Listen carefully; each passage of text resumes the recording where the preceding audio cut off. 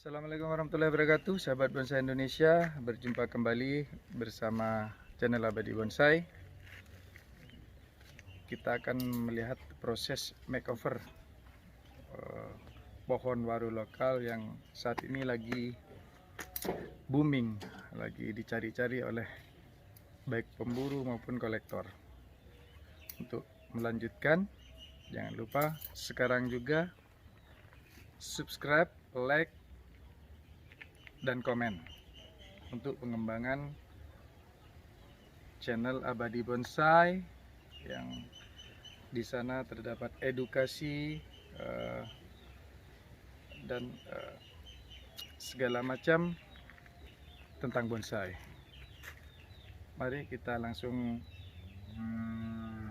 melihat proses makeover waru. Assalamualaikum Mas Odeng. Waalaikumsalam Pak Guru. Ini untuk apa? Makeover untuk persiapan Ini buat persiapan kontes Lumajang yang insya Allah dalam bulan ini.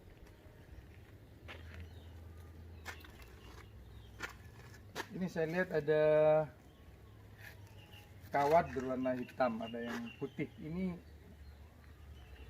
bedanya apa? Untuk apa? Mungkin ada manfaatnya atau memang untuk sekedar karena warna hitam ini bagus atau bagaimana?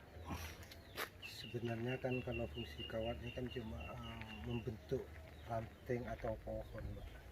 Tapi karena ini mau ikut kontes, kita pakai kawat hitam biar kesannya pohon lebih wah dan lebih elegan. Yang pertama, yang kedua ini kan kalau kawat hitam bisa menahan panas, Pak. Beda dengan kawat putih. Kalau kawat putih bisa menyerap langsung. Kalau pohon itu luka bisa kering anunya. Oh, ya. Sahabat bonsai, bagi yang belum tahu apa perbedaan atau fungsi ini kawat hitam, ada yang kawat hitam ini lebih mahal. Jadi jarang kalau pebonsai ini lebih banyak yang memakai kawat hitam. Mungkin banyak yang nggak tahu fungsinya. Ini menurut Mas Odeng, trainernya, fungsi kawat hitam ini yang pertama untuk performa. Warna hitam itu terkesan elegan.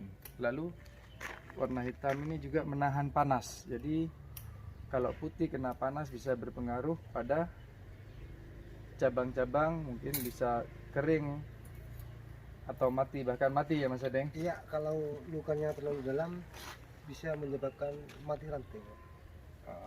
Kalau pengawatan kayak gini, kira-kira untuk dibuka kawatnya itu mungkin membutuhkan waktu berapa? Ini bukan waktu, Pak, tapi kalau diperhatikan sudah mulai masuk, Kawatnya ya? kawatnya dibuka.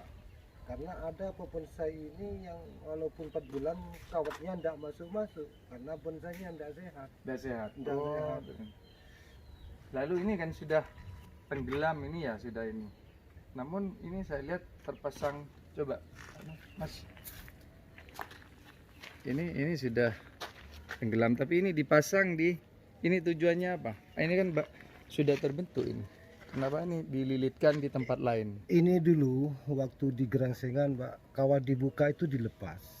Akhirnya berubah bentuk. Oh, berubah Sekarang bentuk. karena mau ikut kontes, kita pasang lagi tapi dengan jalan yang beda. Oh ya, kalau ini diteruskan Iya, bekasnya bahaya. jadi kering Iya. ya. Oh, itu aja manfaat anunya ya, tujuannya ini supaya tidak berubah maksudnya Iya. Mas ya.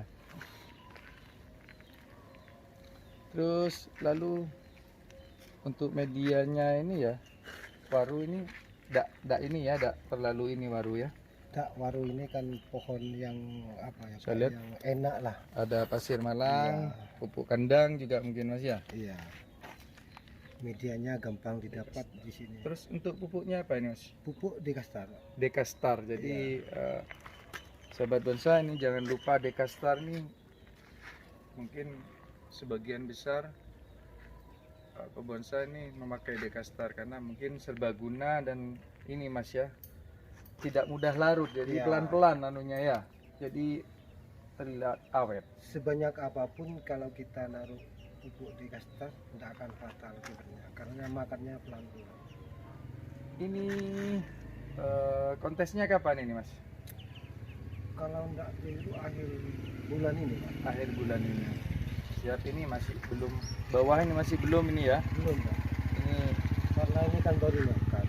Kita supaya menambah kesuburan kasih talang lah dulu sebentar. oh ini tujuannya sahabat bonsai untuk menambah kesuburan Iya, ini. karena baru Terus dia sementara nanti ini dibuka, ya dibuka. mungkin ditambah aksesoris mungkin Iya. berupa batu alam yang sesuai. Itu masih kira-kira ada perubahan lagi nih Mas, mungkin setelah ada di atas pot awalnya ini, mungkin setelah di atas ada yang kurang. Apakah kalau sudah imbang-imbang kayak gini gimana, berani apa enggak memotong misalkan ada performa yang kurang bagus? Ini kan setelah dikawal begini nih Pak. Ternyata kok dilihat-lihat lagi kok ada yang kurang pas, kayaknya cabang yang ini Menutupi gerak dasar. gerak dasar sekaligus membuka ruang dimensi nantinya. Jadi saya potong ini. Ini Iya, sebesar ini mau dipotong? Iya Pak, Berani? berani Pak. Mari saya pegangi Ya Pak. kalau memang mau dipotong. Ya sahabat bonsai, begitulah bonsai ketika performa lebih diutamakan, maka cabang sebesar apapun kita harus berani. Termasuk ini satu keberanian motong cabang sebesar ini yang peliharanya setahunan. Nah, Ya, sekarang bisa disumber ya, ini betul memang lebih, ini dimensi awalnya begini. Nah, kalau gini mungkin masih kurang Pak. ini nutupi. Ya apalagi begini Pak. Masih kurang enak. Itulah bonsai butuh keberanian. Jadi sebesar apapun cabangnya, tapi kalau mengurangi performa kita harus berani mengambil keputusan. Lebih dia dari Sahabat bonsai, inilah Pak Jack Bonsai sedang merapikan bekas dari potongan cabang.